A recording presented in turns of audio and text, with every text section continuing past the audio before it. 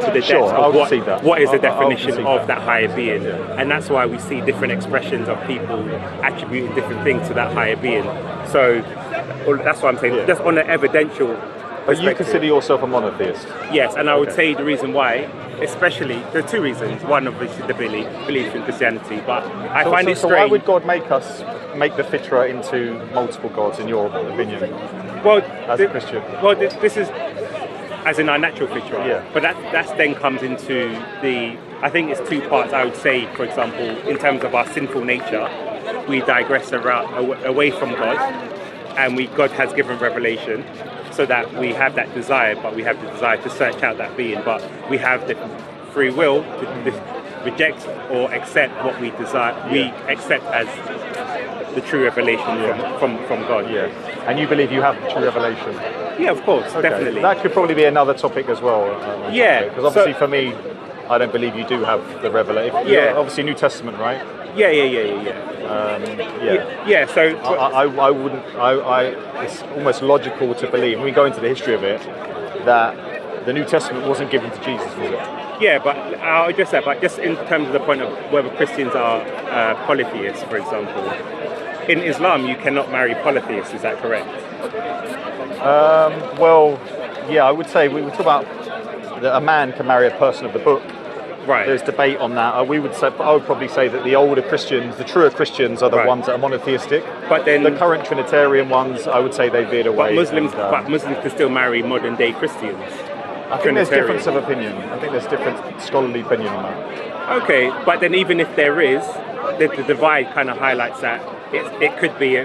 So your judgment is inconclusive. If you're saying we're polytheists, I think then in modern day it's hard to know what a Christian actually is.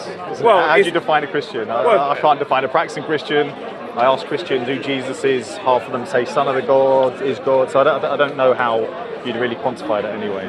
well, in terms of we can look at through historically, in terms of what the Bible teaches. Obviously, you have Catholics who may believe in the Bible, but there's always a core tendency of a belief in the Gospels, Yeah. and even in terms of the sort of, if you look at the lives of the apostles, I would say anyone who lives a life close to that would be deemed as a Christian. Okay. That is the clearest way we can say yes. There may be some disagreements in terms of how things are practiced. Do you accept that we're talking about Christians back in the day started out as non-Trinitarian, Unitarian Christianity Well, it's never been turned into it's never been this Unitarian. idea of Trinity was introduced later on. So where did you get the understanding that they were Unitarians? It was done pre-carnation, I believe. But what Christians were Unitarians? The original Christians. Because if we have the Bible, that is the oldest documentation from Christians. Yeah. So if you are, and the Bible even talks But the about, Bible itself isn't Trinitarian, is it? So well, you have to understand how the Bible is very Trinitarian, and this is the mistake people make. Yeah. And I can show you. yeah. And I know you're probably clear-cut going to think that verses. I've only taken this from Muslims. That's not the case. It's, Yeah. I actually looked into that part. Yeah. The Bible, the Trinity, if that's something towards your salvation, that's something so pinnacle to your beliefs, Yeah. it should really say it, shouldn't it? Well, that's not true, because, and now expand on why. You're And going to talk about Tawhid. No, Okay, not go ahead, even go that. ahead, And go ahead. but I also want to address about the children part, but I'll go back to that because I want to address the Islamic perspective on that.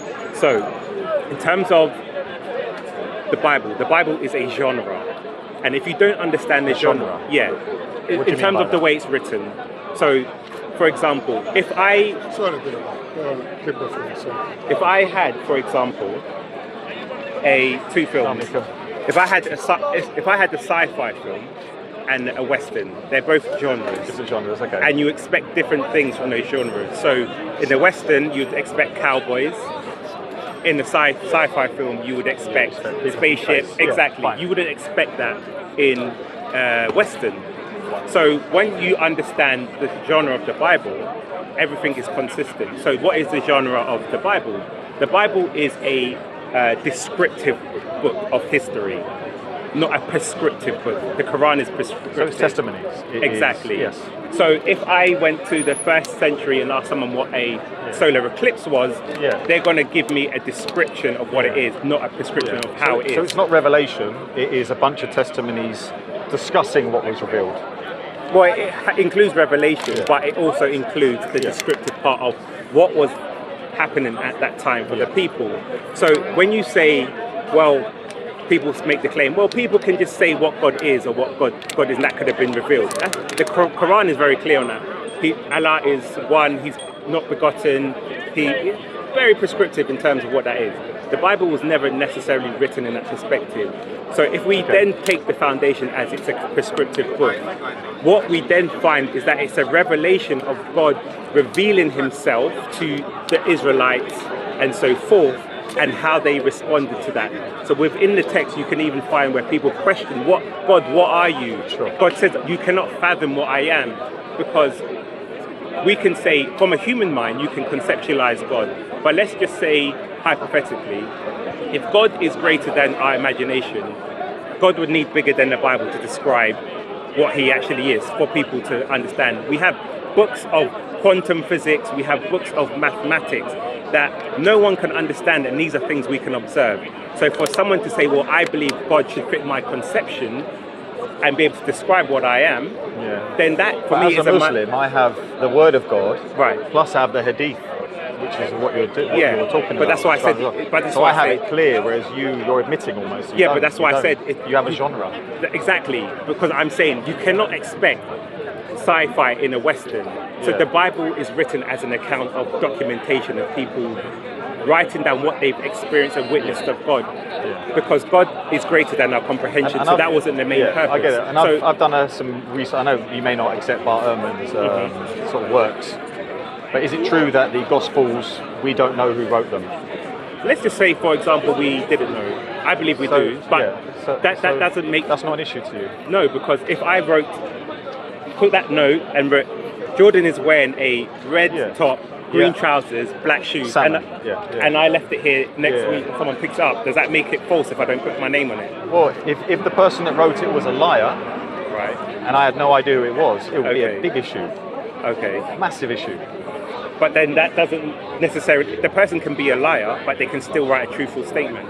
It could be, but I'm basing that piece of paper on my salvation. So would you then say the criteria we should use to assess the truthfulness of that statement is to see how much of that claims we can verify? Because if it said,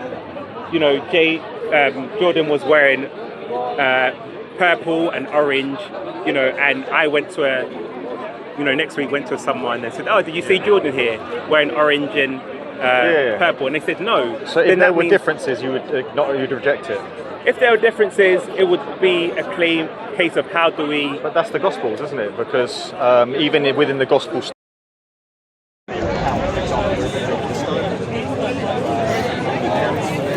The Gospel, but then there's... So those bits of papers we're finding on the floor all say different things, but and I'm supposed to collect them together and use that as my salvation. But we're moving away from the point. Go ahead.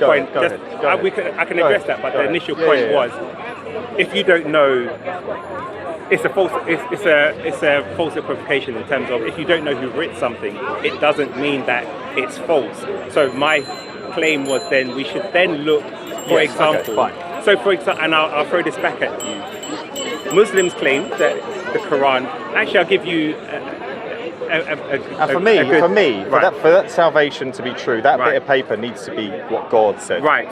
Would you agree? Not someone's comment on what happened in an event. But that's what we call idolatry, because the reason why it's idolatry is I said was idolatry. What? Yeah, I'll tell you why. Because if you're saying this is how it should be, then you're rejecting something based on how you perceive it to be.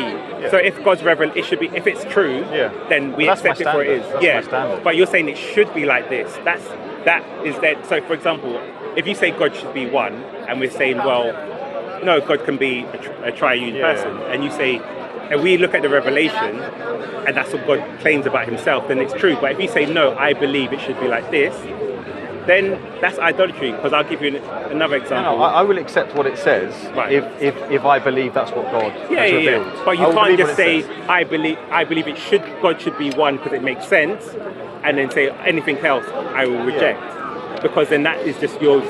Then following your own devices to say, well, it should be like this because you have, for example, Shia, who reject what you would say is authentic hadith about your prophet, but they'll say this is not befitting of a prophet. But as a Muslim, you would defend it because they may be sahih. So that's why I'm saying the argument of just saying, well, this is befitting or not, is not relevant, because I've seen Sunni Muslims defend certain hadiths as well, and they'll say, no, because it's true, we accept it. And that's what I'm saying is the same criteria we should have of whether the revelation of God is true or what God says about himself. So I've forgotten off the point of what I was originally saying. I think originally I talked about Trinity in the thing, so and then you're telling me it's a genre and it's not necessarily clear on... So in terms of the reliability of the text, so for example, you would believe that the Quran cannot contain any mistakes if it's from God. Yes. So the Quran claims Jesus was a Muslim.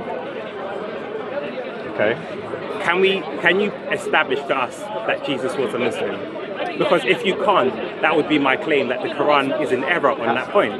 But the terminology of what Muslim means. So I'm saying he can define it, and then he has to prove it to me. Because not necessarily. Of course, if you don't need to prove something if you understand the definition of something. Yeah, I'm saying the evidence has to be. So if you define what it is, then I'm saying that claim is wrong. So if you want to substantiate your claim beyond a claim, you would have to demonstrate with evidence that it's true. I believe Jesus. I believe Jesus was a Muslim. I believe all the prophets preach one God, right? Right. And that's because the Quran says so. Exactly.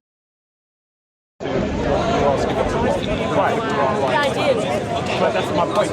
If you believe it's true, because your claim was, if you have a piece of paper, if you don't, the Gospels is wrong. Well, how can we trust the Gospels? Because we don't know who wrote it. You believe in previous prophets also in the same way I do, and you believe they preach one God, right? Well, they believed in Yahweh, who was the true God. How do you prove that? How do you prove it? Well, I would use the text. So you're the same as me, except that your text is unreliable. Mine is not. That's why there's two criteria. One, the Bible has 66 authors. So what the mistake people make is saying because it's in the Bible, it's all the same. No, if these are texts written at different times by different authors, they are all an independent a witness. That's because, remember, the Bible means collection of books. So I can look at different books by different people, historically written over... So it's 66 human beings that have their testimony and accounts. Yes. Who verifies those people? How do we know they're telling the truth? How do we know they're telling... Oh, thank you. Yeah. So again, that's why I would say, for example, we look at an internal critique and we look at an external critique. What is the evidence that we can gather to support? So that's why, for example, you said the Quran, it says Jesus is a Muslim. If I ask you what is the evidence for that, all you can do is appeal to the Quran. Which is what you're doing too. So, for example, in terms of Jesus, the life of Jesus, we have the four Gospels. They're four different independent witnesses. So I'm not appealing to one person. You're appealing to one authority.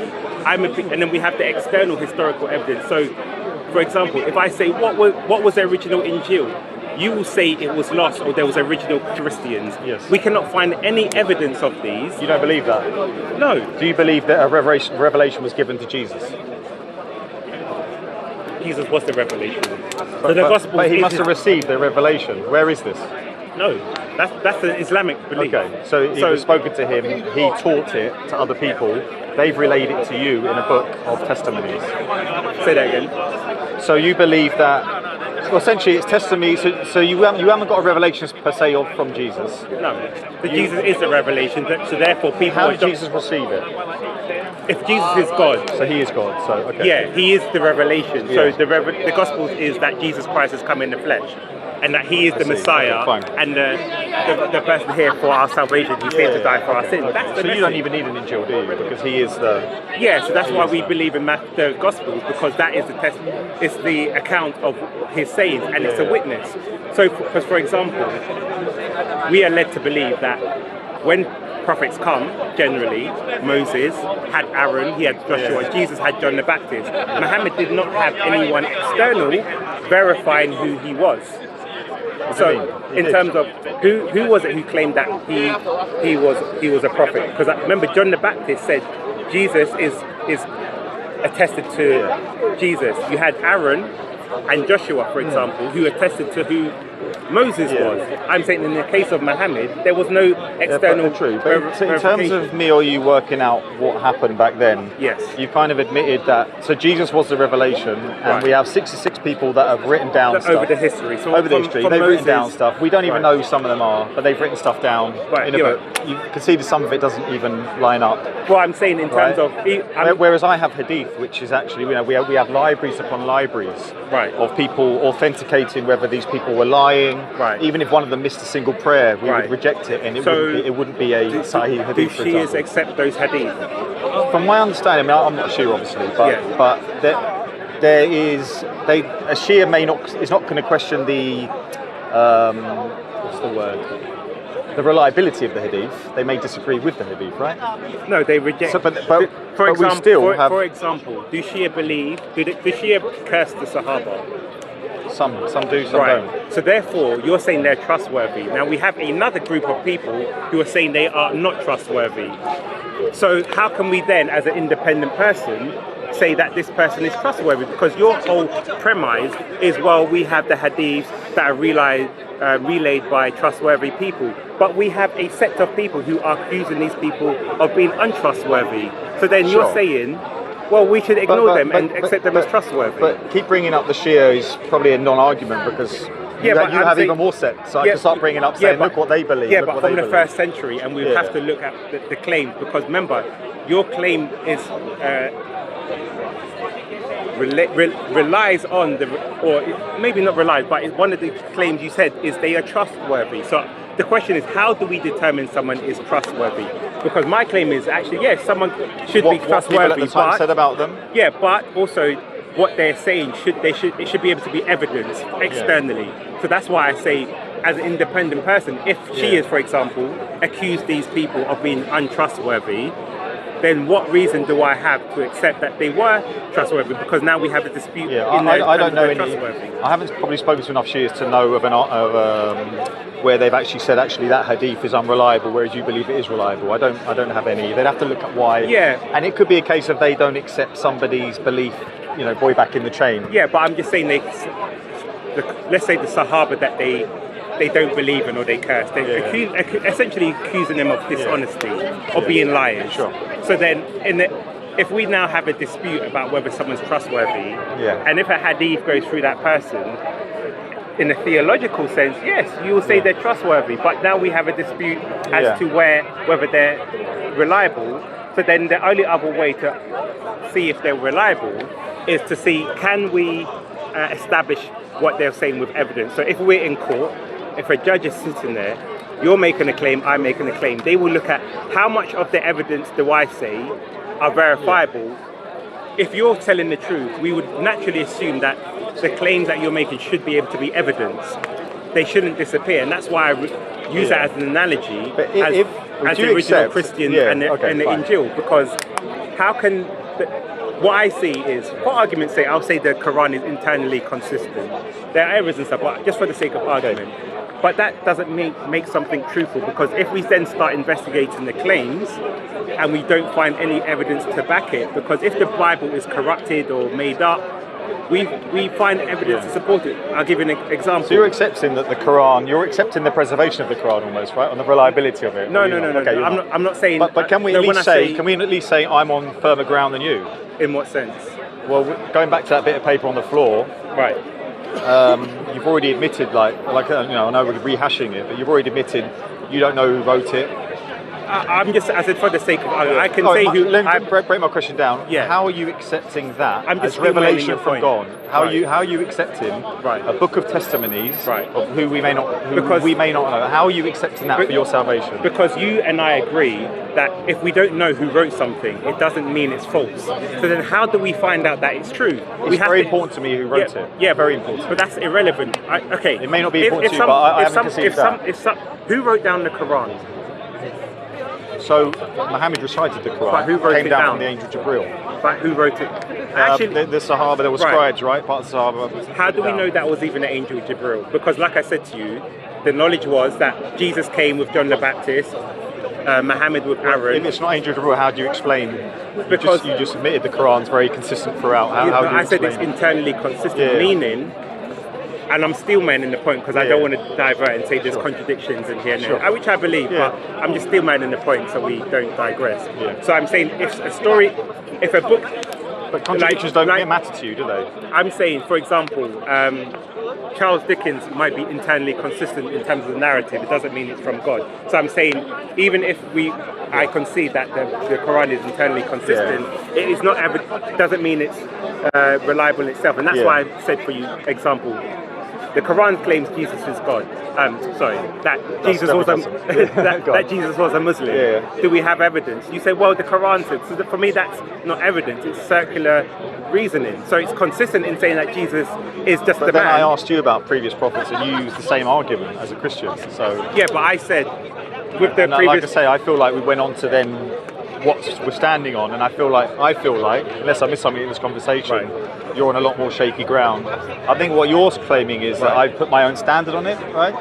No, I'm Yeah. saying you haven't given a firm criteria. You've given a paradigm of which you operate on. But I'm saying when you explore it, there is no evidence to support that paradigm outside of the text itself. I'm saying that's why I said to you with the Bible, we have independent authors of each book, so I can weigh You don't know who they are. Of course, we know who they are. Some of the authors we may not know. Some of the books we don't know. But are they? So, if we even narrow it to the ones that we do, because I'm not just sticking to the Gospels. We know who Luke is, for example. We know And who you agreed with my point that the gospel